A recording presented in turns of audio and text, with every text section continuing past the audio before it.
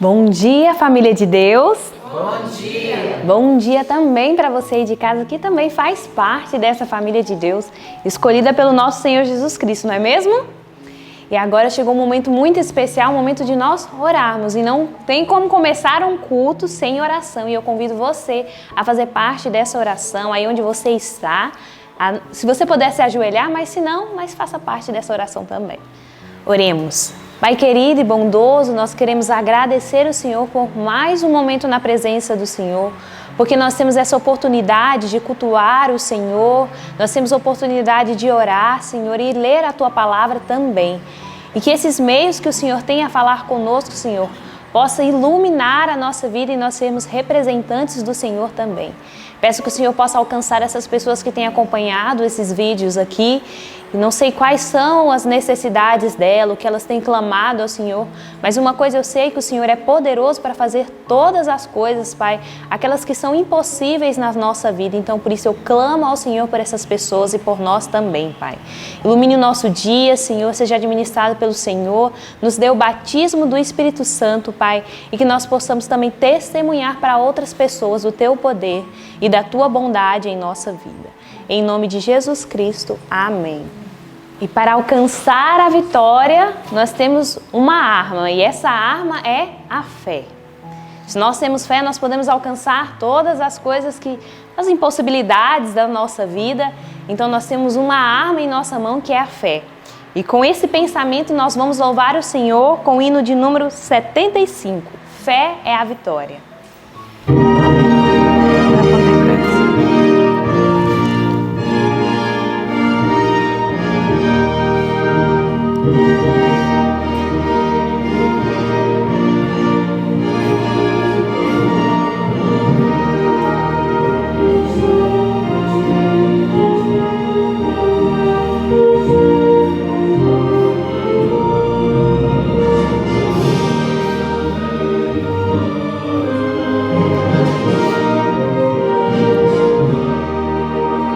Soldados de Jesus, Senhor, cristãos, ó despertai, da noite já as trevas vêm, depressa batalhai, e contra os inimigos vis, saí a combater, a nossa fé vitória é, ao mundo irá vencer. Fé a vitória, sim, fé sempre tem poder. Fé a vitória, ao mundo irá vencer. Sob a bandeira que pra nós é o santo amor de Deus, trilhemos o caminho aqui que leva para os céus. Os santos crentes pela fé venceram Satanás. A nossa fé vitória é, e a todos traz a paz. Fé a vitória, sim, fé sempre tem poder. Fé a vitória, ao mundo irá vencer. Aquele que viver na fé, justiça alcançará. Um novo nome há de ter, perdão receberá. Assim bem firmes pela fé, unidos em amor, nós venceremos com poder, crevendo Salvador.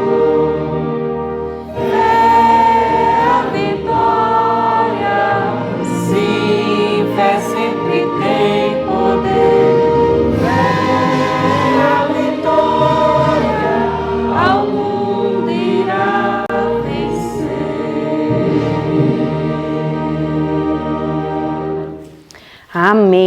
E eu convido agora você a abrir a sua Bíblia lá em 2 Coríntios, capítulo 4, do verso 6 ao verso 9. E no 3 nós vamos começar a recitá-lo. 1, 2, 3. 2 Coríntios 4, do 6 ao 9. Porque Deus que disse que das trevas resplandecesse a luz, é quem resplandeceu em nossos corações, para a iluminação do conhecimento da glória de Deus na face de Jesus Cristo. Temos, porém, este tesouro em vaso de barra, para que a excelência do poder seja de Deus e não de nós. Em tudo somos atribulados, mas não angustiados, perplexos, mas não desanimados, perseguidos, mas não desamparados, abatidos, mas não destruídos. 2 Coríntios 4, do 6 ao 9. 2 Coríntios 4, do 6 ao 9.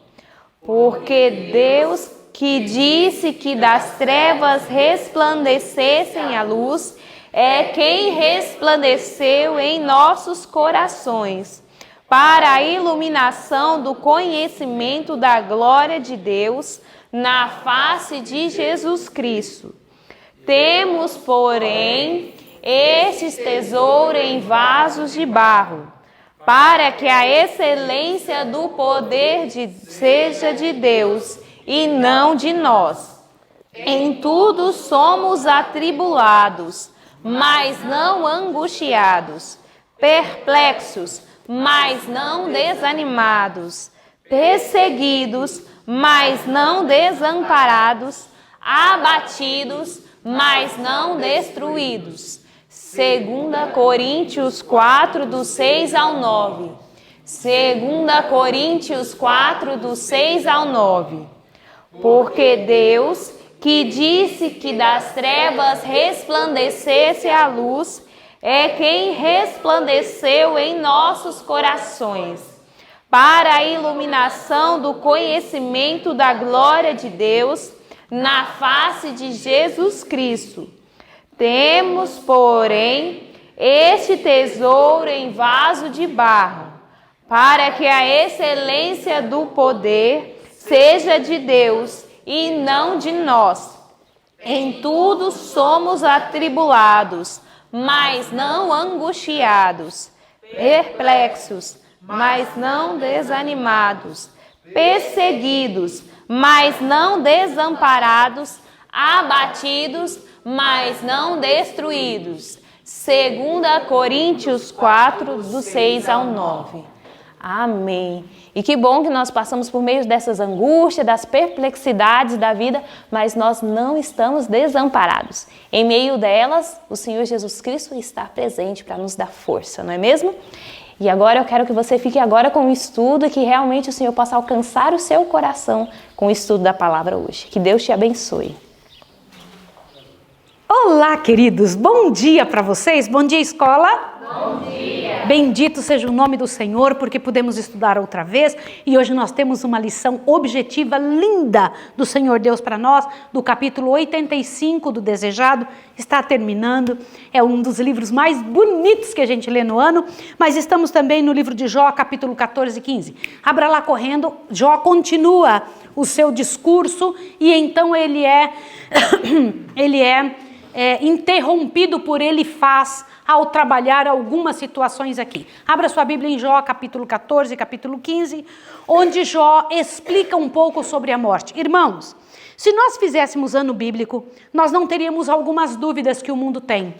No livro de Jó, é um dos livros que mais explica a condição do homem na morte, aonde o homem realmente está, aonde o Senhor Deus coloca e deixa a pessoa, porque na morte nem Deus consegue ver seus filhos, porque eles não existem durante o tempo em que estão mortos. E é isso que o capítulo 14 nos deixa com clareza, né? Nos dá clareza a respeito disso, tá bom? Ali diz, ó, verso 14, morrendo o homem, do capítulo 14, verso 14. Morrendo o homem tornará a viver? Todos os dias da minha lida esperaria até que viesse a minha mudança. Chamar-me-ias e eu te responderia. Teria saudade das obras de tuas mãos. Então contaria os meus passos, mas não estaria a vigiar sobre o meu pecado. A minha transgressão estaria selada num saco e ocultarias as minhas iniquidades. Mas como a montanha se esboça, esboroçoa e se desfaz, assim como a rocha se remove do seu lugar, assim como as águas gastas e pedras e as cheias arrebatam o pó da terra, assim destróis a esperança do homem. O Senhor Deus dizendo claramente, através pela boca de Jó, que na morte não há nenhuma possibilidade de um ser humano estar vivo ou saber de alguma coisa que acontece debaixo do sol.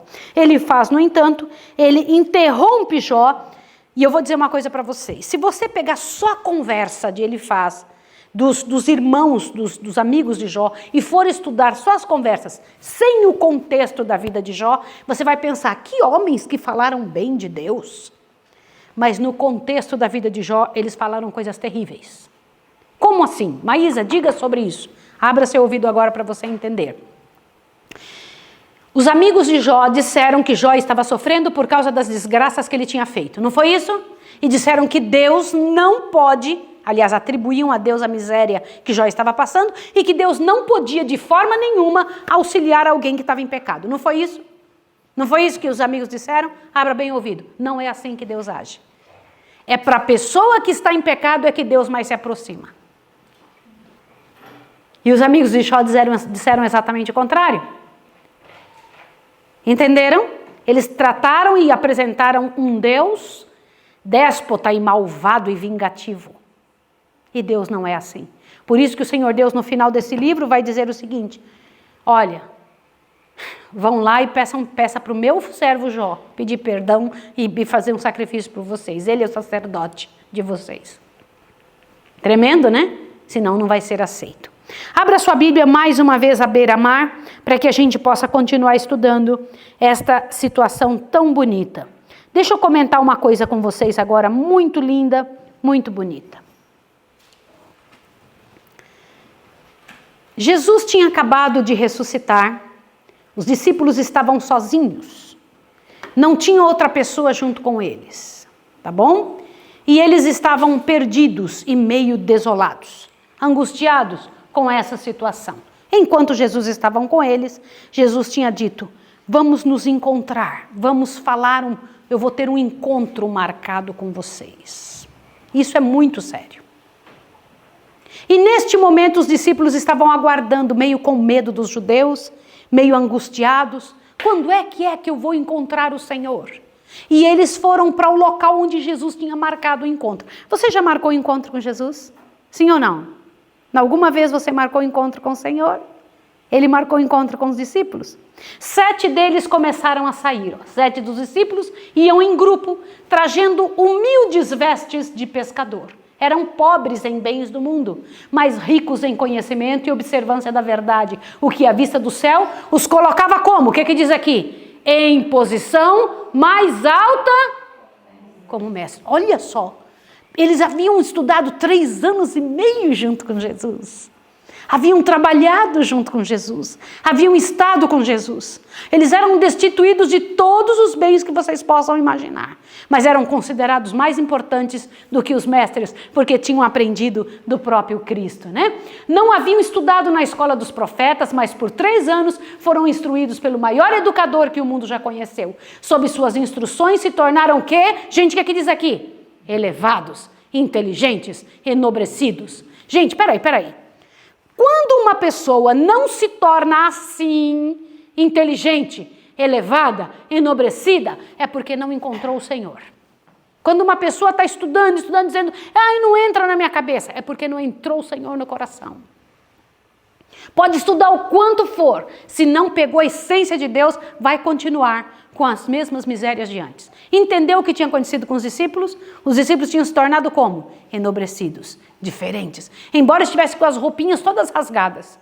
Embora estivessem todos sofridos, entenderam? Por fora eles eram considerados uns pobretões, mas por dentro eram quem?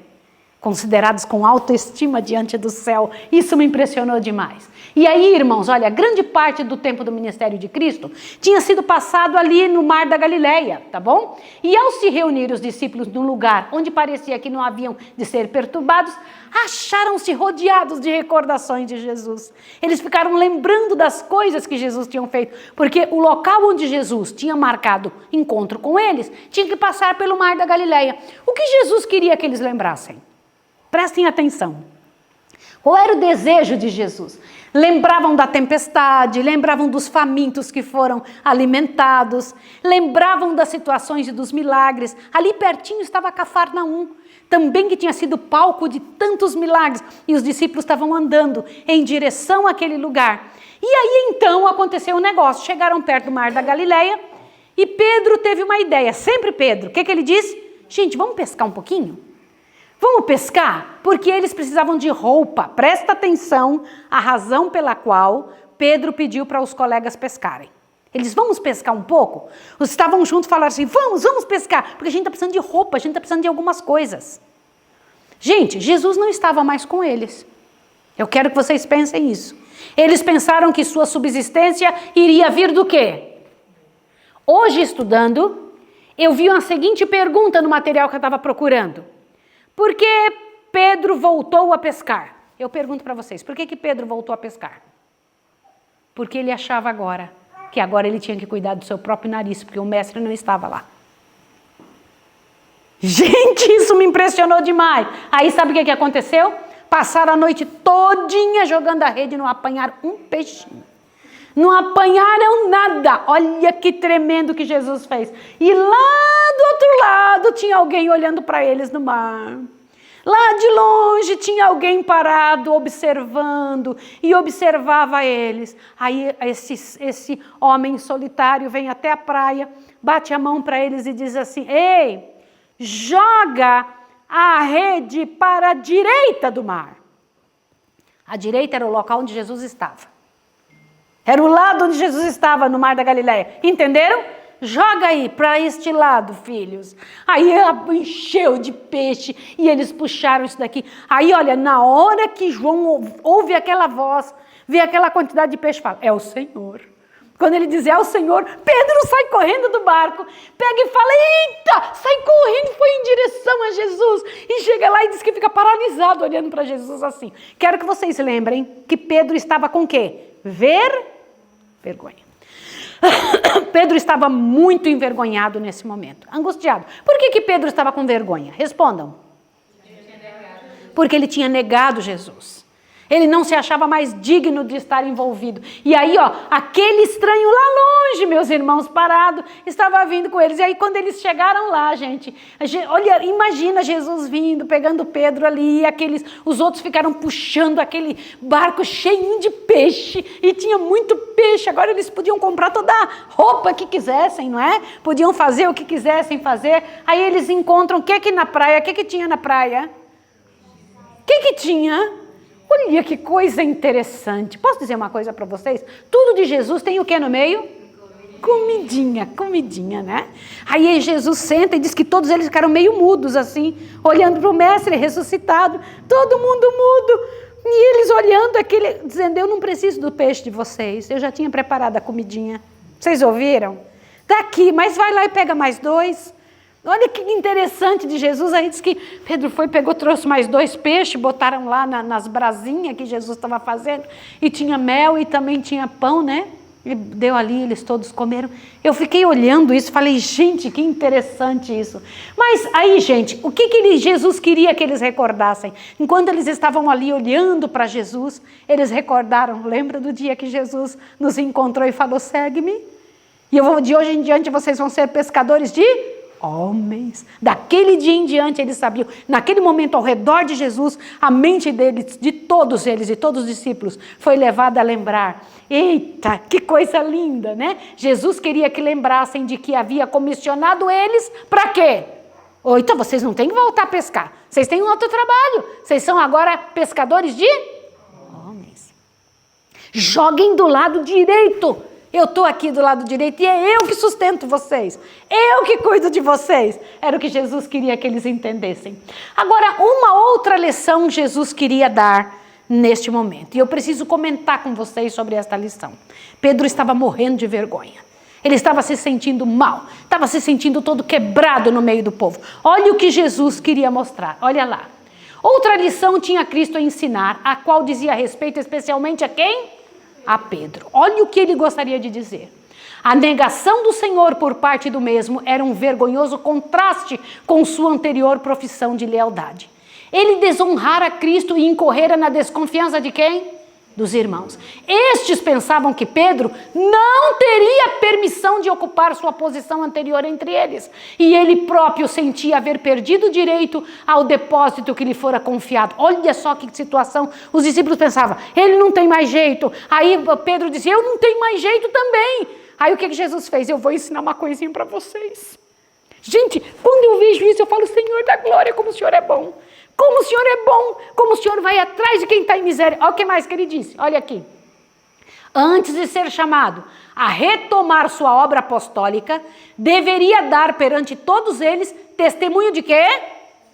Olha o que ele devia dar. Jesus ia fazer em público uma coisa. O que ele ia fazer? Sem isso, seu pecado, embora dele se houvesse arrependido, poderia destruir-lhe a influência como ministro de Cristo. O Salvador deu-lhe a oportunidade de reconquistar a confiança dos irmãos e, tanto quanto possível, afastar a mancha que trouxera sobre o Evangelho. Como assim? Deus ia dar condição dele afastar a mancha que ele tinha trazido sobre o Evangelho, sim ou não? Querido irmão que está me ouvindo, querido filho que está ouvindo, se você pecou, se fez alguma coisa que te envergonha, que você pensa que não tem mais jeito, essa é a especialidade de Jesus. Jesus é capaz de fazer com que a mancha que você causou possa ser retirada. Mas como? Olha o que Jesus fez, presta atenção. Olha lá. Aí, ó, ele chegou e chamou e falou bem assim, Pedro, tu me amas? O que ele falou? Pedro, tu me amas? Eu amo, Senhor. Aí ele pergunta de novo, Pedro, tu me amas mais do que a estes? Eu amo, Senhor. Amas-me mais do que a estes? Aí Jesus diz, apacenta os meus cordeiros. Ele quis dizer, meu filho, se tu me ama, toma minha parte para fazer um trabalho e você será reconquistado. Olha que coisa linda. Aí se dá uma lição a todos os seguidores de Cristo. O Evangelho não transige com o mal. Não pense que é para deixar de qualquer maneira a coisa. Não se deixa de qualquer jeito. Não se permite de qualquer maneira. O pecado acontece, tem que ser punido. Mas também tem que ser reerguido. A pessoa tem que ser punida, mas ela tem que ser o quê? Reerguida. Olha isso aqui. Não pode desculpar o pecado. Os pecados secretos devem ser em segredo confessados a Deus. Mas o pecado público requer o quê? Pública confissão. Entenderam? Por isso Pedro tinha pecado publicamente. O que ele precisava? Provar que amava Cristo publicamente também. Avante agora. A vergonha do discípulo de Cristo é lançado sobre Cristo. Faz com que Satanás triunfe e tropecem as almas vacilantes, dando provas de arrependimento. Deve o discípulo remover a injúria, tanto quanto esteja a seu alcance. Como assim? Quer dizer que se eu roubo, por isso que Deus diz que quando alguém rouba, tem que fazer o quê? Restituir 4 ou 5 vezes mais, não é isso? Tudo quanto estiver a nosso alcance para retirar a injúria, nós temos que fazer. Tudo. Tudo. Sabe aquelas pessoas que pecam e ficam fazendo-se de rogadas, de vítimas? Essas não serão salvas por Deus. Como assim? Você não é vítima, foi você que errou. Você tem que reconhecer, dizer diante de Deus, eu fiz isso, eu tomei uma atitude errada e eu quero resolver isso. Quero melhorar o que eu fiz. Quero dar prova de que eu realmente mudei de vida. Entenderam? Sim ou não? Foi isso que Deus esperava de Pedro. Eu queria que você observasse uma coisa. Escandalizem de ti, eu nunca me escandalizarei. Lembra disso? Agora, porém, ele se deu mais verdadeira estimação. Sim, Senhor, tu sabes que eu amo. Por quê? Que agora ele já estava diferente, não era? Ele, eita, agora eu não posso ficar dizendo que eu nunca vou me escandalizar do Senhor, porque na verdade eu já fiz isso. Quantas vezes Jesus perguntou, Pedro, tu me amas? Quantas vezes ele perguntou? Quantas vezes Pedro tinha traído Jesus? Ele queria tirar da cabeça de Pedro aquela situação. Olha lá. Outra vez Jesus lhe disse, apacenta o quê? Gente, por que Jesus disse para Pedro, após o seu pecado, após falar na frente dos outros discípulos, que era para ele apacentar as ovelhas? Por quê? O que tem apacentar as ovelhas com o pedido de perdão? Com o entregar perdão a Pedro? Responda. Quer que eu diga uma coisa para vocês? Quem realmente está arrependido, quer não só restituir a situação, mas quer cuidar das ovelhas de Cristo. Vai cuidar das minhas ovelhas, Pedro. Vai lá cuidar dos meus. Faça o teu trabalho. Olha o que diz aqui. 3 vezes negará Pedro abertamente o Senhor, e 3 vezes tirou Jesus dele a certeza de seu amor e lealdade, insistindo naquela penetrante pergunta, seta aguda ao seu coração ferido. Aí, o que Jesus disse para Pedro? Olha, Satanás me cobrou você, Pedro. Você sabia que Satanás cobra a gente de Deus? Sabia ou não? Olha ali, ela está fazendo o que eu quero. Ele está fazendo o que eu quero. Eu quero esta pessoa para mim. E o Senhor Deus disse para ele, mas eu roguei por ti, meu filho. Irmãos, eu tenho certeza que Jesus ora por mim. Eu tenho certeza que Jesus ora para mim. Ele disse assim, e tu quando te converteres, o que fala aqui? Irmãos, vocês entendem essas frases de Jesus? Quando você se converter, tem que fazer o quê? O trabalho que tem que ser feito pelos outros. Avante. A primeira, gente, eu quero que todo mundo leia comigo. A primeira obra que Cristo confiara a Pedro, ao restaurá-lo ao ministério, foi o quê? Avante. Era essa uma tarefa em que Pedro pouca experiência tinha. Gente, olha aqui o que requer fazer o trabalho de Deus. Olha lá. Requeria grande cuidado e ternura, muita paciência e perseverança.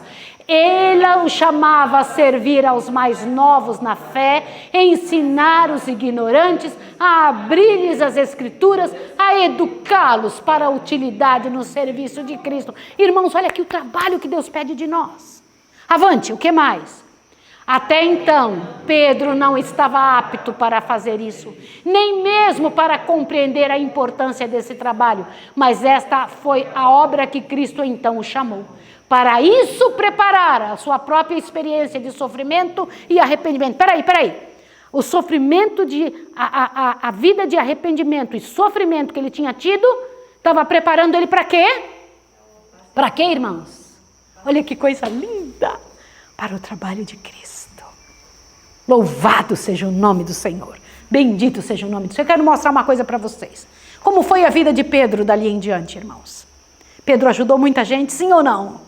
Escreveu muitas cartas. Pode imaginar Cristo aqui, Pedro aqui escrevendo as cartas, entregando na mão dos outros para fazer o trabalho do Senhor. Quantos trabalhos ele tinha. E outra, o Senhor Deus revelou para ele algumas coisas. Eu não sei se vocês sabem, mas o Senhor Jesus pegou Pedro e começou a andar com Pedro do lado nesse dia. Vem cá, Pedro, preciso conversar com você um pouquinho. Gente, até me ardeu o coração na hora que eu li isso. O que foi que Jesus tinha feito? Olha só, gente, dá uma olhada nisso daqui. Olha isto. Amas-me, disse ele. Esta é a qualificação essencial. Ainda que Pedro possuísse todas as outras qualificações, sem o amor de Cristo, não podia ser um fiel pastor do rebanho do Senhor. O que era que Pedro mais precisava? Amor de Cristo. Agora te assusta. Conhecimento, liberalidade, eloquência, gratidão e zelo são todos auxiliares na obra. O que são auxiliares na obra? Essas capacidades. Mas o que é essencial? Mas sem o amor de Jesus no coração, a obra do ministro cristão é o quê? Ouviram isso? Não me adianta me fazer muito trabalho, encher de bens essa casa. Se não tiver o amor de Cristo, zero. Vocês ouviram isso? É isso que Deus estava dizendo. Deus disse isso a Pedro. Mas dê uma olhada nisso daqui. Quando eras mais moço, Jesus chamou Pedro do lado e falou, te cingias a ti mesmo. E andavas por onde querias. Mas quando já fores velho, estenderás as tuas mãos e outro te cingirá. E te levará para onde tu não queiras. E disto isso significando a morte, com que ele haveria de glorificar a Deus. Irmãos, Jesus chamou Pedro do lado e falou isso. Meu filho, você sabia que você vai morrer do jeito que eu morri? E ele ficou olhando assim para Jesus e disse que não se entristeceu. Olha aqui, Assim deu Jesus a conhecer a Pedro a própria maneira de sua morte. Predisse mesmo o estender de suas mãos sobre a cruz. Outra vez disse ao discípulo: segue-me. Pedro não ficou desanimado pela revelação. Estava pronto para sofrer qualquer espécie de morte. Você sabia quando ele estava dizendo segue-me? Não estava falando simplesmente o seguir, que fala para qualquer cristão. Estava falando segue-me no jeito da minha morte. Uau! Isso me impressiona demais, demais, demais, demais. Até então, Pedro conhecera Cristo segundo a carne, como muitos o conhecem hoje, mas não mais deveria estar assim limitado. Peraí, quer dizer que se Pedro conhecesse do jeito que a gente conhece, era um Pedro o quê? Limitado. Limitado. Agora presta atenção nessa parte. Não o conhecia como antes, em sua convivência com ele na humanidade. Amara-o como homem, como mestre enviado pelo céu. Amava-o agora como quê? Como Deus. Agora eu te conheço, Senhor. Agora eu te conheço, agora eu sei quem você é. Gente, Pedro não foi honrado como cabeça da igreja. Quero que vocês saibam disso. Muita gente diz, ele é o cabeça da igreja. Não é. Não foi isso que Deus fez. Tá bom? Olha isso aqui, ó. O favor que Cristo lhe mostrara em perdoar-lhe o apacentar do rebanho e a Cristo granjearam-lhe a confiança dos irmãos. Tinha muita influência na igreja, mas a lição que Cristo lhe ensinara junto ao mar da Galileia, Pedro a manteve consigo no decorrer de toda a vida. O grande dono da igreja nunca foi Pedro, é Jesus. Pedro é só o discípulo, como você e eu sempre o fomos. Agora, vocês sabiam que enquanto Pedro caminhava, olha aqui, junto com Jesus, diz que João vinha andando também, mais pertinho. João vinha andando, não sei se vocês sabem disso. E quando João vinha andando, Pedro pergunta, Senhor, o senhor acabou de me dizer que morte que eu vou ter, mas e esse aí? Vai morrer como? Jesus deu uma resposta, Jesus sempre surpreendente. Jesus vira para ele e diz assim, ele pergunta, Senhor, o que será deste aí? Disse-lhe Jesus, se eu quero que ele fique até que eu venha, que te importa a ti? Segue-me tu. Não te importa, eu não quero você perguntando o que vai acontecer com os outros. Cuida da sua vida.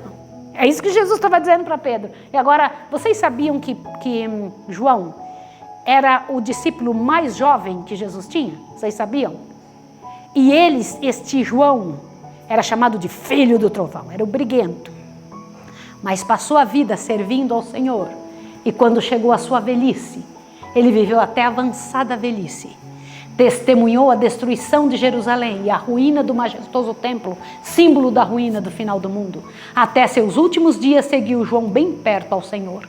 A nota predominante de seu testemunho à igreja: amados, amemo-nos uns aos outros. Quem está em caridade está em Deus e Deus está nele. João também tinha entendido o que Pedro tinha que entender? Sim ou não? Sim. João também entendeu. Meus irmãos, que momento deve ter sido esse com Jesus, o grande servo? Que momento especial deve ter sido esse de encontrar-se com Jesus depois de sua ressurreição? Que momento glorioso. O Filho de Deus, estando entre nós, vivendo entre nós, foi ao céu, é nosso representante ali diante do universo, diante de todos os mundos, é o nosso Jesus amado, é aquele que pela sua graça e seu poder é um de nós no céu. Que nós, como Pedros, possamos dizer para Deus, Senhor, eu quero apacentar as tuas ovelhas. Culpados somos todos nós. Temos todos um trabalho a fazer diante de Deus. E que o Senhor Deus nos ajude. Irmãos, não existe uma só pessoa que pereça, que pode perecer sem a ajuda do céu. Entenderam? Vamos ajoelhar e orar, vamos lá. Santo Deus e amado Pai, que história tremenda de Pedro, a dos discípulos, a do encontro que tiveram com Jesus, naquele momento em que cumpriram o pedido do Senhor para encontrá-lo em certo lugar. Te peço que em nome de Jesus Cristo o Senhor nos ajude, o Senhor trabalhe conosco, o Senhor faça em nosso coração aquilo que o Senhor pensou, planejou e imaginou que deveria ser feito. Faça tudo o que for necessário, Senhor. Ajuda-nos a restaurar, a trazer de volta, Senhor, aquela nota predominante que deve ter a sua igreja, do profundo amor, o cuidado pelo rebanho, o desejo imenso de servir ao Senhor, e que nós possamos oferecer perdão, aceitar perdão da tua maneira, em nome de Jesus. Amém, Senhor. Amém. Que o Senhor abençoe você e até amanhã.